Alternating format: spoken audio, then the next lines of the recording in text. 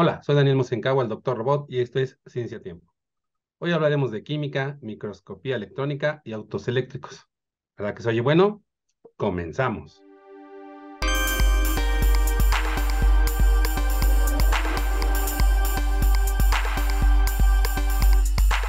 En esta película la nariz es lo más importante. ¿Ya sabes cuál es? Vamos a la cápsula.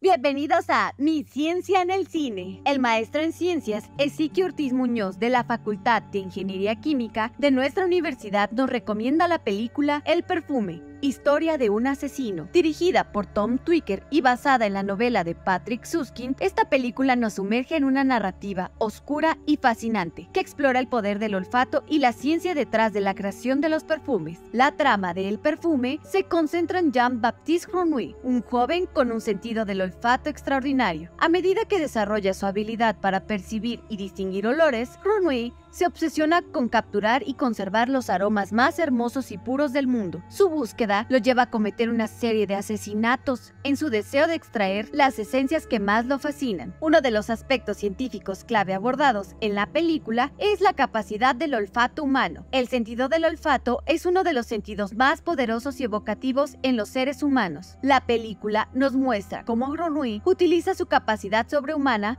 para identificar y descomponer los componentes olfativos de su entorno, lo que lo lleva a crear perfumes excepcionales. Esta representación pone de relieve la importancia del olfato y cómo puede influir en nuestra experiencia y memoria. Además, la película también explora la técnica de destilación y extracción de esencias. Grenouille utiliza métodos científicos para extraer y preservar los olores que más le cautivan. La destilación es un proceso científico utilizado en la industria de los perfumes para obtener los aceites esenciales de las plantas y las sustancias aromáticas. El perfume captura de manera visual la pasión de Grenouille por esta técnica y cómo la utiliza para crear sus composiciones únicas. La película también plantea cuestiones sobre la relación entre la ciencia y la ética. Grenouille, en su búsqueda de los aromas perfectos, cruza los límites morales y comete asesinatos para obtener las esencias que necesita. Este aspecto de la historia nos invita a reflexionar sobre el uso y los límites de la ciencia y cómo el conocimiento y la pasión pueden desviarse hacia caminos oscuros y peligrosos. En resumen, El Perfume, historia de un asesino, nos sumerge en un mundo oscuro y fascinante, donde el poder del olfato y la creación de perfumes son elementos clave. A través de la exploración del sentido del olfato humano, la destilación de esencias y las implicaciones éticas de la ciencia, la película nos invita a reflexionar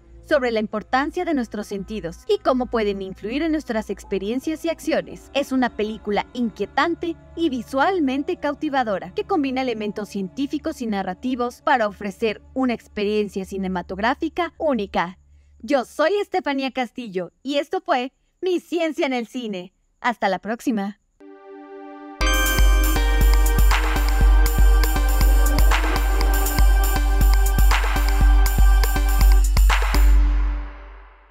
Nuestro invitado de hoy es el doctor Arturo Ponce. Déjenme que les cuente un poco de él.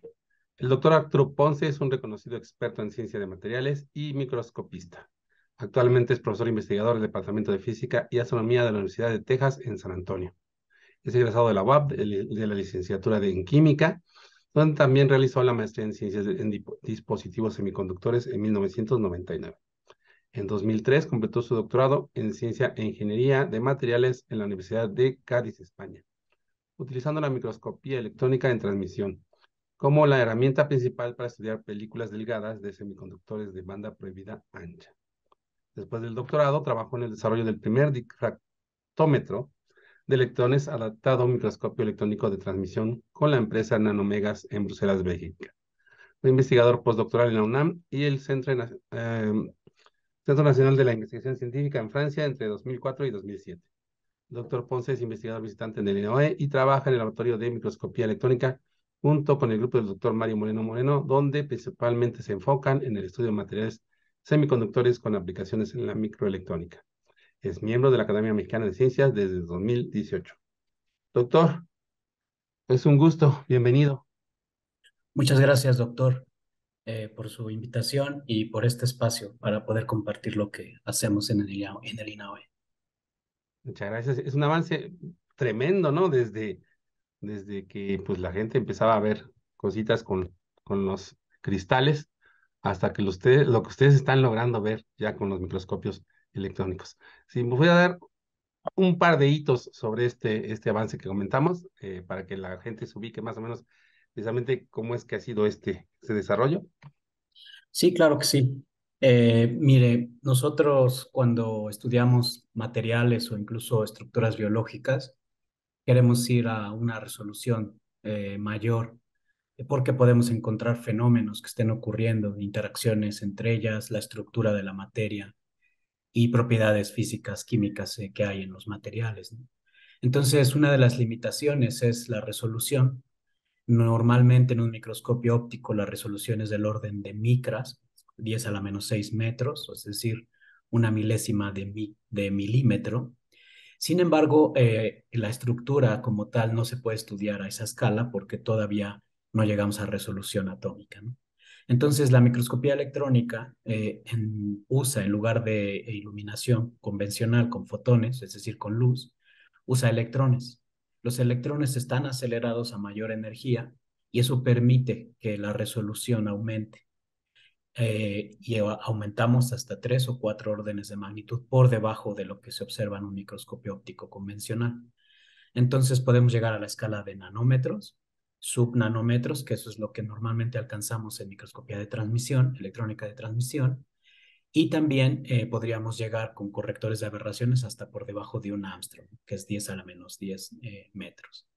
En este caso, nosotros nos enfocamos en el estudio de materiales que tienen propiedades electrónicas y es muy importante estudiar inclusiones, estudiar defectos estructurales, estudiar la cristalinidad de los materiales, porque de eso dependen las propiedades físicas de los dispositivos. Entonces, en el estado de Puebla no había hasta la fecha un microscopio electrónico de transmisión. Y en INAOE se acaba de instalar el primer microscopio electrónico de transmisión y pues será un punto importante, ¿no? De encuentro con otros científicos en el estado para poder colaborar y para poder, digamos, movernos un pie más adelante, ¿no? De lo que normalmente se venía haciendo con las resoluciones que se tienen en el estado, ¿no? Muy bien, qué gusto me da escuchar esto de nuestros amigos del INAOE. Tenemos muchos amigos por allá. Sí, Y bueno, lo primero que se nos ocurre cuando escuchamos el INAOE es el telescopio, ¿no? Los telescopios que están allá ópticos y luego el milimétrico. sí. Pero estamos del otro lado, ¿verdad? Del lado de lo Así. microscópico, y es impresionante que pues también tengamos, como usted dice, aparatos que puedan ver cosas muy pequeñas. Para que también se ubique la gente, a ver, usted está hablando de las micas, en las micas, ¿qué podemos ver? Creo que algo más, un cabello humano o algo más pequeño, Sí, sí, el ¿no? cabello humano es del orden de unas cuantas micras, digamos, es el grosor de un cabello humano. Las células, por ejemplo, las células, digamos, están conformadas, digamos, por esferas, ¿no? Digamos, a grandes rasgos, que son del orden de micras, ¿no? Ujú, Este, Esa es, digamos, la escala que podemos estudiar, como digo, con un microscopio óptico o también con un ujú. microscopio electrónico, pero no es de transmisión, bueno, también, ¿no? Pero se puede estudiar con un microscopio electrónico de barrido, que es otra configuración de la microscopía electrónica. En ese sentido, pues el ojo humano pues no puede detectar, digamos, esas escalas y tendríamos que usar microscopio óptico, que es lo que comúnmente se hace para la biología o para los materiales en esa escala, ¿no? En la escala de las micras, ¿no? Aquí estamos moviéndonos a la escala de nanómetros, que es 10 a la menos 9, todavía es una milésima parte de lo que es una micra, ¿no? Entonces, en ese sentido es en el que ahora ya podemos llegar a esta escala, no solamente de unos cuantos nanómetros, es decir, de menos de 10 nanómetros, sino por debajo de un nanómetro. Nosotros en microscopía electrónica de transmisión convencional sabemos que la resolución del microscopio con un filamento adecuado es por debajo de un nanómetro, ¿no? Entonces, normalmente le llamamos resolución subnanométrica. Esa es la resolución que tenemos con el microscopio electrónico de transmisión que está configurado actualmente en el INAOE. Muy bien, pero ahí todavía sigo sin imaginarme, ahí sí estoy yo del lado del público, ¿no? Sí. ¿Qué es lo que vemos con este microscopio? Porque Por dice decir, ya más pequeñita, ya dijo que las células ya están todavía muy grandes sí, su resolución. Estamos viendo que ya vemos, bueno, a ver, cuéntame usted qué vemos. sí, claro que sí. Nosotros con esta resolución, lo que alcanzamos a ver son, por ejemplo, espaciados entre átomos. Si estamos hablando de un material cristalino, solo para poner en contexto, cuando digo cristales, me refiero a materiales que tienen un arreglo atómico periódico. Ujú, En el caso de, por ejemplo, muchas veces se le conoce a los vidrios como cristalería, ¿no? Pero si ujú. estudiáramos su estructura interna, veríamos que esos átomos están ordenados aleatoriamente. Su estructura es amorfa. Un cristal tiene esa propiedad, sus átomos están ordenados de manera periódica, es decir, tienen un espaciado interatómico periódico, ¿no? Entonces eso es un cristal. Cuando nosotros estudiamos a los cristales a esta escala, podemos ver esa separación entre los átomos. Entonces, por ejemplo, cuando hay aleaciones de materiales, vamos a suponer en un metal, que sea una aleación de aluminio, de acero inoxidable, etcétera, podemos ver cómo se segregan estos Ujú. átomos en la microestructura del material e identificamos visualmente, o colectamos la imagen de estos átomos, de inclusiones, pero también podemos hacer un análisis químico dentro de espacio, digamos, lateralmente, digamos, con esa resolución, se puede extraer cuál es el elemento químico que está en esa región de análisis, ¿no? Entonces, pues principalmente, como comento, es una técnica que permite ver la materia a una resolución por debajo de un nanómetro y muchos fenómenos están relacionados con muchos fenómenos físicos están relacionados con lo que hay en esa estructura a ese nivel, ¿no? Por eso es importante estudiarla, ¿no? Hace muchos años, Esa es la otra pregunta, así como que ¿para qué nos está sirviendo esto, no? sí, mire, con el boom de la nanotecnología, que bueno, no es algo nuevo, ¿no? Ya tiene algunas décadas. En una de las conferencias que fue el parteaguas de la nanotecnología fue una dada por Richard Feynman, en donde explicaba Richard Feynman que las propiedades que conocemos convencionalmente de los materiales o de la materia no sería la misma cuando se confine a escala atómica. Entonces, yo puedo decir, por ejemplo, que el punto de fusión, vamos a suponer, o de un metal, por ejemplo, del oro, Ujú. no es la misma temperatura que funde, digamos, convencionalmente, si es que yo tengo en lugar digamos, del volumen del oro, tuviera una nanopartícula de 10 nanómetros o de 5 nanómetros, ellos se funden a diferentes temperaturas, por decir un ejemplo, ¿no? En materiales ópticos que tienen, por ejemplo, respuesta óptica, si yo, digamos, hago una configuración nanométrica como una varilla, una nanovarilla, una esfera, esas propiedades ópticas de los materiales son diferentes a las ópticas, digamos, a la macroescala, ¿no? Y lo mismo, cualquier propiedad física, ya sea electrónica, magnética, óptica, esas propiedades son diferentes cuando están confinados los materiales a la nanoescala. Y no solamente es el tamaño del material, sino la forma. Es difícil, digamos, de manera tecnológica, controlar un tamaño constante, es decir, que yo tenga un sistema con partículas, por ejemplo, de 5 nanómetros en todo el espacio. Es complicado controlar ese tamaño, pero todavía más complicado controlar la forma. Si nosotros decimos son 5 nanómetros y quiero solamente nanovarillas, vamos a suponer de 200 nanómetros de largo y 40 nanómetros de espesor. Esa forma tendrá una propiedad diferente a si esa varilla fue, digamos, de 100 nanómetros de diámetro y 1000 nanómetros de largo. Esa diferencia, incluso siendo el mismo material, provee diferentes propiedades ópticas o en general propiedades físicas. Por eso es que estamos muy relacionados con los que fabrican materiales, porque nosotros con la venida de caracterización, que somos los que estudiamos el material, damos retroalimentación a quien está fabricando el material para que tenga una guía, ¿no? De cómo, qué parámetros tiene que cambiar en el método de fabricación, ya sea físico, químico, para que consiga el material a ese tamaño y a esas, digamos, con esas morfologías, ¿no? Con esas formas, ¿no? Y me suena que eso es pues complicado, ¿no? Porque estamos hablando de cosas pequeñitas, pequeñitas, pequeñitas, y Así luego es, pues no hay pinzas de ese tamaño, no hay desarmadores o bueno, cosas que con las que puedas tú manipular el material, ¿no? claro. Ahí, entonces, el microscopio no solo sirve de instrumento, sino que sirve también para explorar, ¿verdad? Así es. Luego, nosotros, por ejemplo, en el caso de los dispositivos electrónicos, hay, digamos, modificaciones, vamos a suponer, en un transistor, en un diodo, en donde dependiendo de, digamos, de qué elementos químicos se usaron para fabricar ese diodo o ese transistor, pues la respuesta eléctrica va a ser diferente. Entonces, el hecho de medir cuál es el, por ejemplo, el potencial eléctrico en una unión NP de un diodo, es importante porque no solamente podemos visualizar, sino extraer la propiedad física.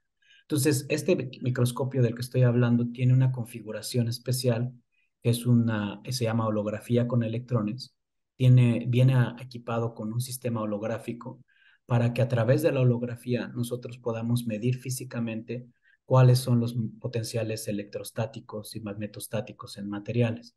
Y eso ya es una medida directa sobre el material que no es posible, digamos, con un equipo eléctrico en el que yo tenga dos puntas y mida, digamos, la respuesta eléctrica. Se puede, pero no en un dispositivo individual, en un transistor, por ejemplo, o en un diodo. Eso solamente es posible observarlo en el microscopio y a través de holografía podemos medir cuál es ese potencial acumulado en ese material, ¿no? Entonces, este equipo es el primer equipo en esta configuración con estas características en el país y me atrevo a decirlo en América Latina porque es un equipo que viene con el sistema holográfico y pues dadas las características con la que está configurado, del filamento que tiene, pues es único, ¿no? Y entonces estamos muy contentos porque pues se instaló aquí en la institución, ¿no? Ah, qué bien, sí, pues sí, es emocionante tener este tipo de instrumentos aquí cerca, ¿no? Oiga, ¿y aceptan tesistas? Y, pueden llegar escuelas a ver, no sé qué se pueda ver, ¿verdad? Pero digamos, por lo menos tesistas pueden aceptar. ¿De Pues qué sí, tipo nosotros, serían? digamos, en el INAOE, pues están siempre abiertas las puertas para recibir prácticas profesionales de las universidades de la región, tesistas, obviamente. Normalmente lo hacemos o se hace, ¿no? A través de colaboraciones con investigadores del instituto, en donde se pueden hacer codirecciones, ¿no? Como hemos tenido varios casos con la Universidad Autónoma, con la Benemérita Universidad Autónoma de Puebla, en diferentes facultades, ¿no? Y centros de investigación, como el Centro de Investigación en Dispositivos Semiconductores en la UAP, es el CIDS, es un centro que comúnmente, dadas las características de la microelectrónica que ellos también desarrollan, pues tenemos una colaboración activa con ese centro en la UAP y con algunas otras, como digo, facultades, como la Facultad de Electrónica, la Facultad de Ciencias Físico-Matemáticas, el Instituto de Física. Digamos, todos los materiales que ellos fabrican requieren el análisis por microscopía electrónica de transmisión, ¿no? Entonces, es a través de colaboraciones con los profesores investigadores de la universidad y a través, digamos, de ellos, pues se hacen las codirecciones de tesis y también pues se reciben estudiantes posteriormente en nuestros programas de posgrado, ¿no? Que se incorporan a la maestría o al doctorado también en el instituto, ¿no? Sí. Muy bien, pues algún contacto que quisiera dejar, pues si alguien quiere pues, sí, establecer precisamente Claro que la sí. comunicación. Sí, antes de terminar, bueno, un poco comentar que esta es una iniciativa de un proyecto macro que se llama iSense MEX, que es un proyecto de la institución conseguido por la Dirección General y que en su momento pues se presentará, ¿no? Porque este es un equipo que es parte de ese macro proyecto, pero hay más, ¿no? Entonces, lo que me gustaría, digamos, recalcar es que el doctor Mario Moreno, que no pudo estar hoy, es el responsable del laboratorio de microscopía electrónica. Con él es la persona de contacto directo. Yo soy investigador visitante en el INAOE, y los dos pues estamos como equipo en este laboratorio, ¿no? Los teléfonos, digo, los correos electrónicos de contacto, pues los puedo escribir si quieren aquí en el chat, pero son mmoreno, Sí. eh, Ajá. arroba inaoep, con p al final, punto mx, y en el, creo que no sé si me dejó escribirlo. Sí, sí, está bien, sí. Ah, sí, y o bien el mío, que también es aponce, inaoep.mx, y ahí están escritos los dos correos electrónicos de contacto en este nuevo, bueno, en este laboratorio. El laboratorio se abrió en el año 2016. Se instalaron dos equipos de microscopía electrónica, uno de alta resolución y otro convencional, y el año pasado se empezó la instalación del microscopio electrónico de transmisión. Entonces, digamos que ya el laboratorio de microscopía electrónica tiene del orden de 7 años de estar activo, y hemos recibido pues, muchos estudiantes de fuera, ¿no? No solamente del instituto, ¿no? Muy bien. Pues a ver si para la próxima nos permiten entrar ahí con la cámara para poder mostrar a la Claro que gente sí, claro que el sí. microscopio. Se hará Pues seguramente la inauguración oficial por parte de las autoridades de la institución, y, digamos, nos encantaría también que nos pudieran acompañar, ¿no? Para que visiten este laboratorio, ¿no? muchísimas gracias, doctor Arturo Ponce. Qué bueno que estuvo con nosotros y bueno, después buscaremos al doctor Moreno para que también nos cuente un poco de su Claro que, trabajo, ¿no? claro que sí. Pues muchas gracias por la invitación y Hasta saludos a luego. todo el público. Sí, hasta luego.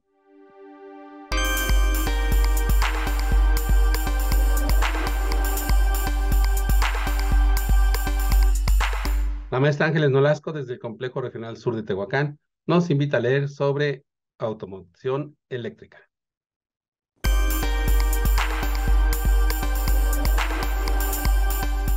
Como parte de la esencia que mantiene vivo al ser humano se encuentra la necesidad de moverse. La historia nos permite conocer que ha sido una necesidad básica y que gracias a ello se exploraron nuevos mundos y se ha llegado hasta los lugares poco imaginados. Los tiempos han ido cambiando y se ha buscado la manera de facilitar el movimiento implementando tecnologías que han funcionado, y hoy en día se pueden recorrer grandes distancias de manera práctica y rápida. Hablar de movilidad nos lleva a pensar en la manera en cómo nos movemos de un lado a otro. Si hablamos de movilidad urbana, este desplazamiento se realizará de un punto a otro dentro de una ciudad, ya sea de una manera pasiva o activa. Esta será definida de acuerdo al vehículo que utilicemos para hacerlo. La movilidad activa será aquella en la que hay un mayor esfuerzo físico del ser humano, como el usar una bicicleta, patines, patinetas, etc. Y la movilidad pasiva hará referencia a cuando utilizamos vehículos que manejen algún tipo de motor y requieran de poco esfuerzo físico. Hablar de movilidad urbana en este siglo implica no solo entender lo antes mencionado, sino también conocer que cada vez está más regulada por las políticas públicas estatales, además de encontrarse con algunas problemáticas como el incremento de la densidad poblacional y el aumento en los precios de los combustibles fósiles, que a su vez contribuyen con sus emisiones al calentamiento global. Sin embargo, se puede decir que la movilidad urbana está viviendo uno de los mayores cambios sociales, tecnológicos y económicos, impulsado por tres fuerzas: los vehículos eléctricos que hacen su aparición, los servicios de movilidad bajo demanda y los vehículos conectados y autónomos, lo cual se considera tendrá impactos importantes en la salud y en el medio ambiente.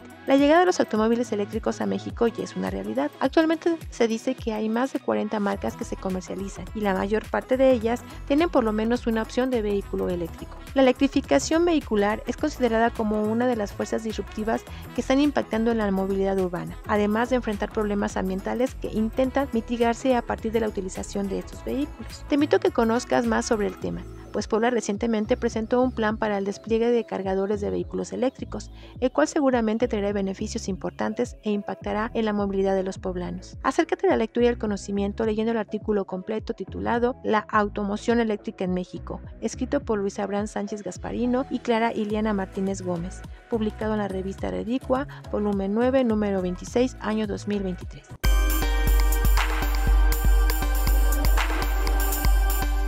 Anthony Van Leeuwenhoek desarrolló sus propios microscopios más parecidos a lupas para ver la calidad de las telas, ya que ese era el negocio de la familia. Sin embargo, al revisar gotas de agua sucia, descubrió muchas criaturas que registró en sus cartas y por las cuales ahora se le recuerda. Te recomiendo buscar su reacción al descubrir a los espermatozoides. Esto fue Ciencia Tiempo. Yo soy Daniel Mosencagua. No olvides usar cubrebocas, cuídate mucho y hasta la próxima.